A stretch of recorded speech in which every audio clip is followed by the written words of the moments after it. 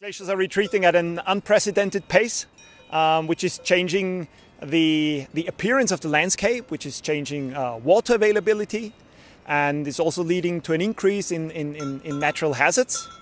Permafrost is degrading, which is causing more rockfall events, more debris flows, more slope failures in general, and this is affecting man and infrastructure. This is causing new risks affecting areas that have not been affected over the last decades, and we have to adapt to these new risk patterns. Let's just quickly talk about permafrost, because we talk a lot about glaciers.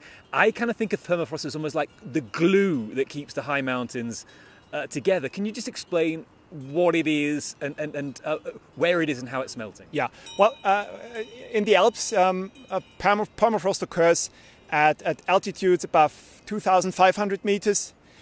So it's a phenomenon that is restricted to the high alpine regions. It has a stabilizing effect on rock walls, and when permafrost is degrading, so when it's warming, rock stability is decreasing. We notice from lab experiments where rock samples are tested, and the strength of the rock is decreasing.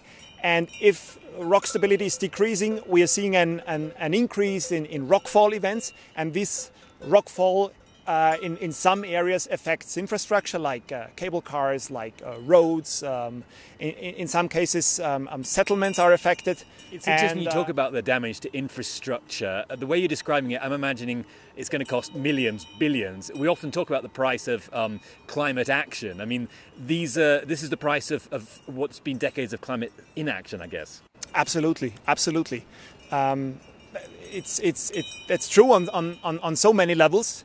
The costs of natural hazards that result from climate warming are enormous, and they will grow, and they will certainly grow.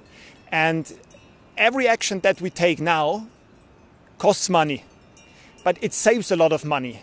And the most expensive thing we can do is not take any action now. So if we speak about the consequences of climate change on a financial level, we have to bear in mind that we will face enormous costs over the next decades, and the early reaction is absolutely paramount. So we have to react now to be like on the safe side tomorrow, and this is without a doubt a message that we are trying to instill with all our partners.